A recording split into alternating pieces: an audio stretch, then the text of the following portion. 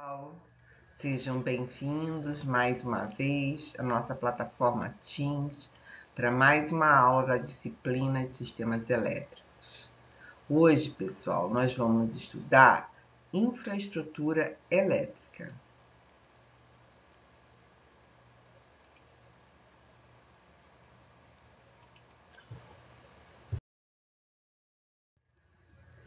Bom, os tópicos da nossa aula de hoje serão componentes de uma instalação, tá?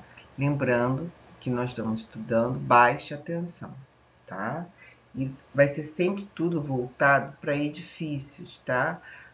Edifícios considera-se prédios comerciais, residência, tá bom? Eletrodutos,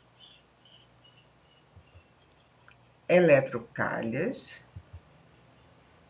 caixas de passagem, quadros de distribuição.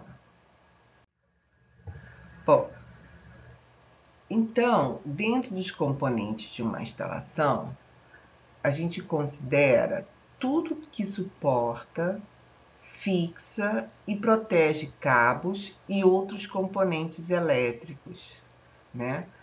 Componentes de infraestrutura elétrica como eletrodutos, caixas, painéis, fixadores e outros. Apesar de não conduzirem corrente elétrica, esses componentes de uma instalação, eles são fundamentais para que seja possível a distribuição de energia nos vários pontos de um prédio onde estão instalados equipamentos. Por exemplo, essa imagem aqui, tá? Vocês podem observar que tem os fixadores, tá? E aqui por cima correm os cabos elétricos, tá? Então, nós temos aqui os condutores correndo. Aqui, ó, é uma laje nessa outra figura, tá?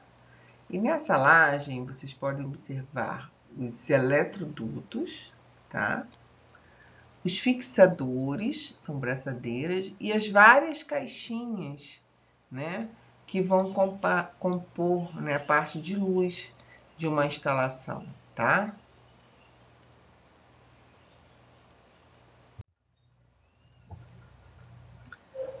Bom, falando dos eletrodutos. Os eletrodutos possuem uma função, que é acomodar os cabos pelas paredes de uma instalação. Então, nós não podemos deixar os cabos soltos, né? Eles têm que correr dentro de um eletroduto. Então, a função do eletroduto é acomodar os cabos elétricos pelas paredes de uma instalação, tá bom? Existem vários tipos de eletrodutos, tá? De acordo com a finalidade, o uso, né? Nós temos eletrodutos de embutir, nós temos embutir na parede, nós temos eletrodutos de sobrepor, nós temos eletrodutos reforçados, lisos, corrugados, eletrodutos de PVC, nós temos eletrodutos metálicos, roscado e encaixado e outros, tá? Como eu falei, dependendo da área, né, que vai ser feita a instalação, dependendo do objetivo, né, eu vou adequar esses tipos. A NBR 5410, ela exige a utilização de eletrodutos normatizados com características próprias para utilização em redes de energia elétrica. Então, não é só sair, né, e comprar um eletroduto qualquer. Não, tem que atender à normatização da ABNT, que é a NBR 5410, tá? A NBR 15465, né? Sistemas de eletrodutos plásticos para instalações elétricas de baixa tensão, requisitos de desempenho, tá? Nós temos a NBR 5597, eletroduto de aço carbono e acessórios com revestimento protetor e rosca NPT requisitos. E nós temos a NBR 5598, eletroduto de aço carbono e acessórios com revestimento protetor e rosca BSP. Ó, aqui nós temos um eletroduto metálico e roscado, tá? Aqui nós temos um eletroduto liso de PVC. Aqui nós temos eletroduto de PVC corrugado. Aqui, observe, nós temos um conjunto, né, de infraestrutura elétrica, que é o eletroduto, nesse caso ele é de PVC, encaixa na caixa, tá? E nós temos aqui uma tomada, beleza? Nas instalações elétricas residenciais, o eletroduto mais comum é do tipo flexível, corrugado, que são fabricados em PVC, que significa cloreto de polivinila, que possui um custo mais baixo e uma boa maleabilidade para se poder trabalhar, beleza? Bom, os eletrodutos, eles possuem medidas padrão de diâmetro, tá? Ó, existe um tamanho nominal. Esse tamanho nominal não tem unidade, pessoal. Então, nada de dizer, o eletroduto é de 16 milímetros. Não existe unidade para esse tamanho nominal. É um tamanho nominal de 16, 20, 25, 32, 85. Então, vocês podem dizer, olha, o tamanho nominal que eu quero é de 50, mas não fale em unidade, tá? A unidade está no diâmetro interno do eletroduto, tá? Então, é em função da designação da rosca e é em polegadas, tá? Então, o duto de 25, ele tem 1 polegada. O duto de 60 tem 2 polegadas e meia. O duto de 85 tem 3 polegadas e meia. Beleza? Então, essa aqui é a tabela das medidas padrão de diâmetro de eletrodutos, tá? Lembrando que aqui é só o tamanho nominal, sem unidade. E a referência é aqui o diâmetro interno em polegadas, tá? As normas de eletrodutos indicam seu tamanho nominal, que é um número adimensional, tá? Mas, na prática, os eletrodutos são especificados por seu diâmetro interno em polegadas. É para vocês não esquecerem isso, beleza? Ainda dentro de eletrodutos, nós vamos ver, né, com relação ao dimensionamento deles, tá? Em uma instalação elétrica. Deixa eu colocar aqui o meu laser. Então, o dimensionamento dos eletrodutos, ele vai ser conforme a NBR 5410, tá? Onde a taxa máxima de ocupação de eletrodutos em relação à área da seção transversal não deve ser superior a 53% para um condutor ou cabo. Então, se você tiver um condutor ou cabo, tá? A área de ocupação desse cabo no eletroduto não deve ser maior que 53% da área da seção reta do eletroduto, tá? 31% para 2 condutores ou cabos. Então, se tiver 2 condutores ou cabos, que é a mesma coisa, tá? A área de ocupação é 31% da seção reta do eletroduto. Para 3 condutores ou mais, né, é 40%, tá? Então, eles vão ficar assim, ó, os condutores, né, os cabos, o eletroduto. Então, vocês observem que tem uma área, né, vazia, né? E aqui estão os eletrodutos, os cabos. Desculpa, aqui estão os condutores e os cabos dentro do eletroduto. né? Então, sempre tem que atender a essa ocupação, seja de 53%, seja de 40%, tá? Seja de 31%. Por quê? Precisa desse espaço, precisa desse ar para que eles possam trocar o calor, tá? Eles têm calor por aquecimento, efeito Joule. Então, precisa desse espaço para troca de calor, beleza? Bom, vamos ver o roteiro básico para dimensionamento de eletrodutos. Então, para dimensionar os eletrodutos, nós precisamos estabelecer um roteiro básico, tá? Que é determinar a seção dos condutores que irão passar no interior do eletroduto. Então, a gente tem que saber quais são a seção dos condutores, tá?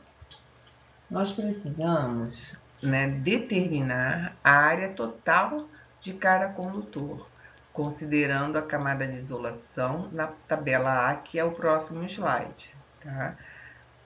Nós precisamos efetuar a somatória das seções totais obtida em um item anterior, nesse item aqui. Eu vou dar um exemplo no próximo slide, tá bom?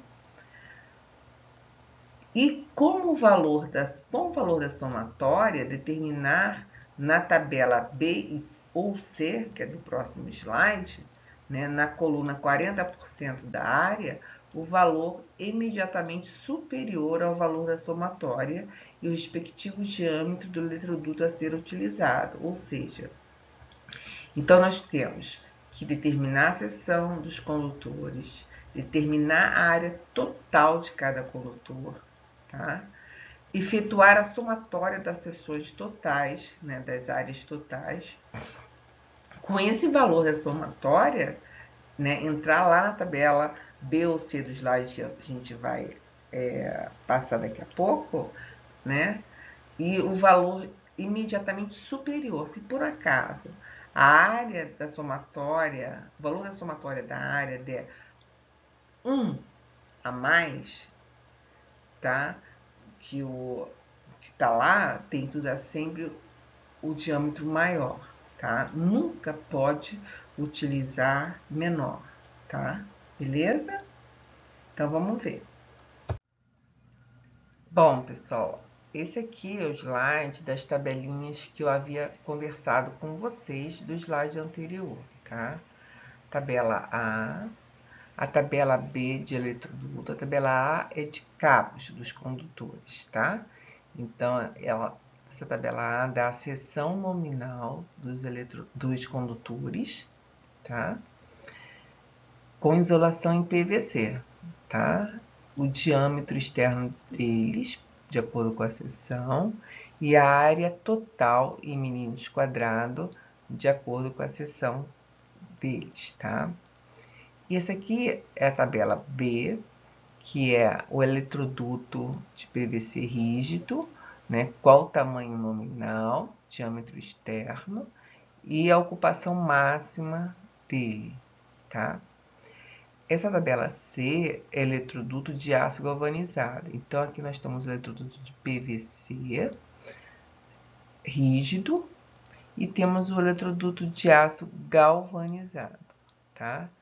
E temos aqui uma tabela D, tá? Essa tabela D, ela faz a relação entre a seção nominal do condutor, né, e o número de condutores, né, no eletroduto que a gente vai utilizar e vai dar aqui, ó, você vai usar o eletroduto tal, tá? Então, por exemplo, eu tenho uma seção nominal aqui de 1,5, né? O diâmetro externo desse condutor, né, em milímetros, tá? É 2,5 e a área total em milímetros quadrados, né, é 6,2, tá? Aqui, para esse exemplo aqui, o condutor de 6 milímetros quadrados de seção nominal, eu tenho um diâmetro externo em milímetros de 4,4 e tenho uma área total em milímetros quadrados, né? Aqui é milímetros, aqui é milímetros quadrados, de 15,2, tá? Então, pessoal, por exemplo, eu vou utilizar, ó, vamos botar aqui, ó, 6 cabos de 2,5. Então, aqui a seção do condutor, 2,5, né? 6 cabos, aqui tem, ó, 2, 3, 4, 5, 6. Então, vamos lá, 6 de 2,5. Aí tá dizendo que eu tenho que utilizar o eletroduto de 20, tá?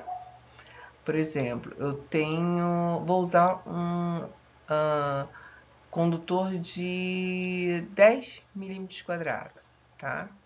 E vou utilizar 2 condutores, né? O número de condutores, 2. Então, é o primeiro, 2 de 10. Vou utilizar um eletroduto de 20, tá? Então, essa aqui, uma tabela D, faz uma relação, tá? Seção do condutor, né? Quantidade e o eletroduto que eu devo utilizar, beleza? Então, outra forma de dimensionamento utiliza-se a tabela D, onde, em função da quantidade de condutores, a seção nominal do maior condutor no eletroduto determina o tamanho nominal do eletroduto. Agora, vou dar um exemplo aqui de como a gente deve calcular, né, aquele item que eu tratei lá no slide anterior, né? Ó, dimensionar o eletroduto para a passagem de 2 circuitos. Então, nós vamos ter 2 circuitos, tá? Um com 2 fases e terra, com cabo de 4 milímetros quadrados. E outro com uma fase e um neutro, com cabo de 2,5 milímetros quadrados. Então, a gente vamos calcular. Circuito 1, 3 condutores, tá vendo? De 4 milímetros quadrados. Beleza? 2 fases, tá? E o terra, né? Com cabo de 4 milímetros quadrados. Então, eu tenho 2 fases, né? E um terra, então, eu tenho 3 condutores, todos de 4 milímetros quadrados. Vamos lá. 4 milímetros quadrados me dá uma área total de 11,9. Então, 11,9 vezes 3, eu tenho uma área total de 35,7 milímetros quadrados. Beleza? Joinha?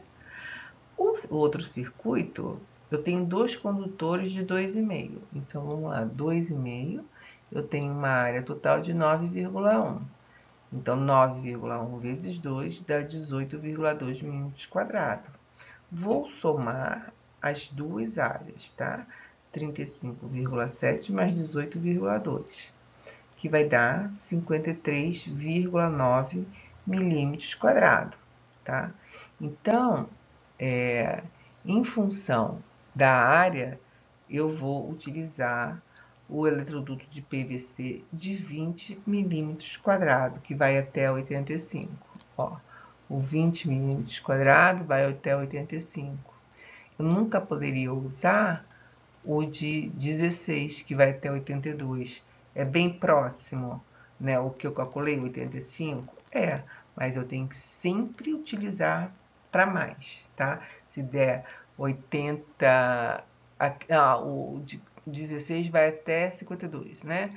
Vamos supor, se tivesse dado 53 aqui, eu tinha que usar o de 20, tá bom? Então, aqui deu 53,9, né? Bem próximo de 52, certo? Mas eu nunca posso usar menos, eu sempre tenho que usar mais. Então, se deu 53,9, passou de 52. Então, nós vamos utilizar o eletroduto de 20, tá? Milímetros. Beleza? Joia? Joia. Vamos continuar. Bom, eletrocalha. Deixa eu colocar meu laser aqui, toda vez que a gente muda, né, de slide. Bom, a escolha do modelo da eletrocalha, ela pode ser lisa, perfurada, aramada, com ou sem tampa. Ela deve ser feita levando-se em conta fatores de segurança durante a operação, fatores econômicos na aquisição, montagem e manutenção. Então, alguns exemplos, tá?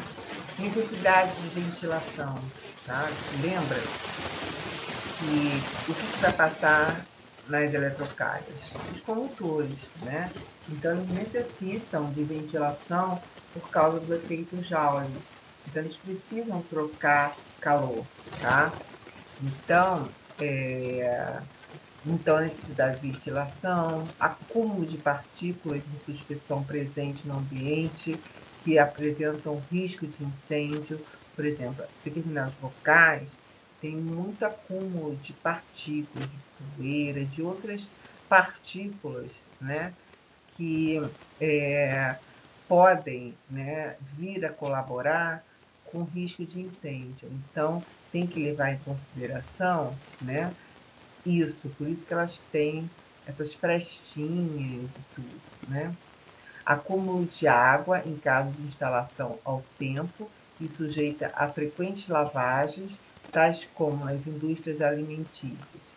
Então, é sempre importante, né, verificar, né, essa parte também de acúmulo de água, né, presença de animais roedores ou pássaros. Em muitos locais, nós temos problemas de rato, né?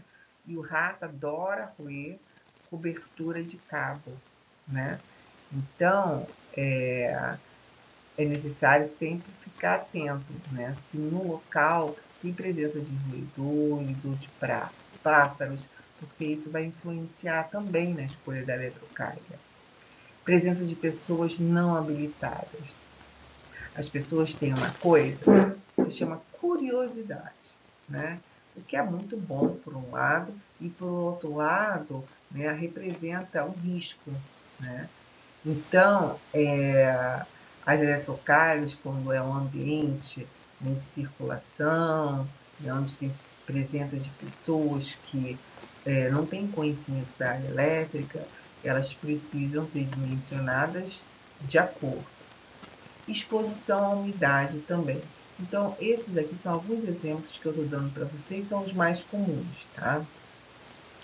O dimensionamento das eletrocalhas é realizado em função da taxa de ocupação dos cabos. Assim como os cabos têm uma taxa de ocupação dos eletrodutos, é a mesma coisa na eletrocalha, tá? E além disso também tem a questão do peso por metro dos cabos, né, a serem instalados e a suportabilidade da eletrocalha que será utilizada. Então, quando for dimensionar uma eletrocalha, tá, além da taxa de ocupação dos cabos, nós temos também a questão do peso por metro dos cabos a serem considerados. Então, os cabos vão correr aqui nas eletrocalhas, como nós vimos numa figura logo de um slide, acho que segundo slide, terceiro slide na aula de hoje, tá bom? Bom, agora nós vamos falar um pouquinho das caixas de passagem, tá? As caixas de passagem são usadas em todas as instalações, tá? Qual a finalidade delas? A finalidade é promover o encontro dos fios com outros fios, para instalação de interruptores, de tomadas, para organizar a distribuição dos fios ou cabos quando estes têm necessidade de mudar de direção e para servir o ponto de verificação de conexões onde as normas técnicas exigem. Por exemplo, pontos, né, de aterramento de SPDA, tá? Então, existem vários tamanhos, né, de caixa de passagem, para embutir ou para sobrepor, com interruptores, tomadas ou ambos, instaladas em locais de passagem de fios de iluminação e força, ou ainda instaladas no teto, onde estão afixados os lustres, os potes, tá? Então, aqui nós temos uma caixa, né, 4x2, aqui nós temos uma caixa 4x4, ambas são de embutir na parede, tá? Aqui a gente pode colocar interruptor, tomada, tá? Aqui, ó, eu tenho uma caixa de sobrepor, tá? Que é utilizada em instalação aparente. Aqui eu tenho uma caixa que é para embutir no teto. Então, toda vez que a gente for colocar um lustre, né, a gente tem que colocar um spot no teto, a gente tem que colocar uma caixinha dessa, tá? E essa caixa daqui, né, é para o aterramento. Então, o fio terra vai descer e vai encontrar a haste de aterramento. E essa daqui é a caixinha de inspeção de aterramento. Beleza? Show? Legal. E por fim, nós vamos ver os quadros de distribuição, que são muito importantes numa instalação elétrica, tá? Nada de fazer uma instalação elétrica sem quadro de distribuição, tá?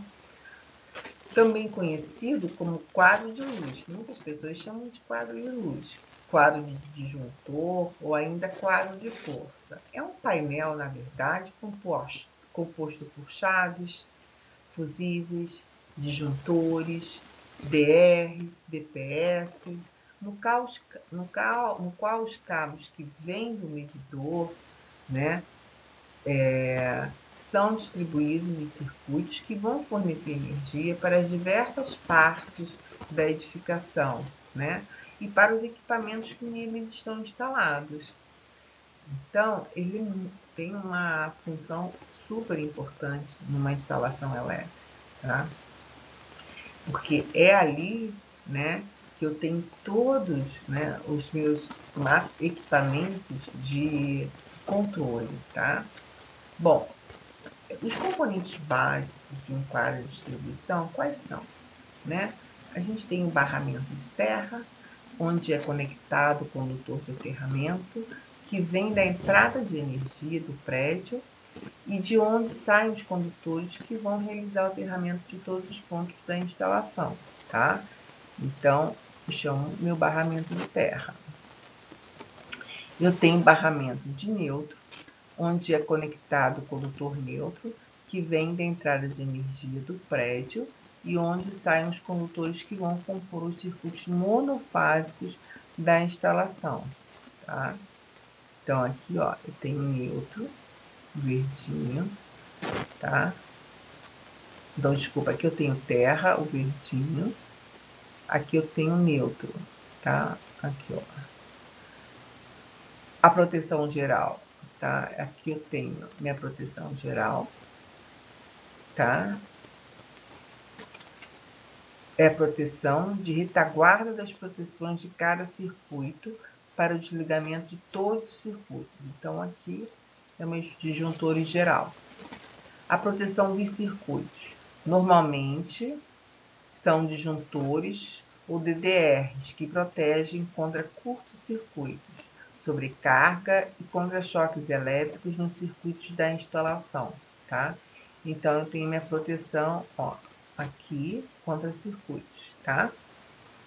E tem o DPS, que é o dispositivo de proteção contra surto, para evitar a queima de equipamentos de tensões altas vindas da rede elétrica. Então, aqui nós temos o nosso, né, dispositivo de proteção, que é o DPS, tá?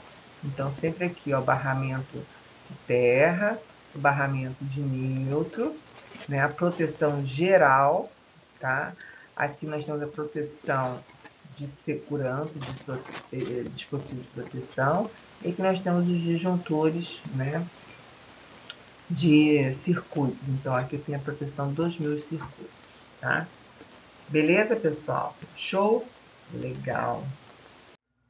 Bom, e agora o nosso último slide dentro de quadros de distribuição. Deixa eu colocar o laser, porque às vezes eu esqueço de colocar o laser e fica difícil, às vezes, vocês...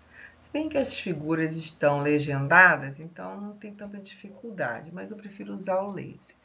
Bom, aqui nós temos dois exemplos de quadro de distribuição. Esse daqui é um quadro plástico de embutir, tá? E esse daqui é um quadro metálico de sobrepor, então, dá para perceber, né? Aqui ainda é um quadro que não está com a instalação completa, mas a gente observa que tem um disjuntor geral e aqui vai partir para vários outros circuitos, tá? E aqui nós temos vários disjuntores, temos aqui a parte de proteção, DPS, temos os condutores terra, né? O verde e o condutor neutro, tá? E temos os vários disjuntores, beleza? Show? Legal. Então, assim, nós concluímos a nossa aula de hoje, né? Mais uma base tecnológica, né? E façam bom uso das informações, tá bom? Tchau!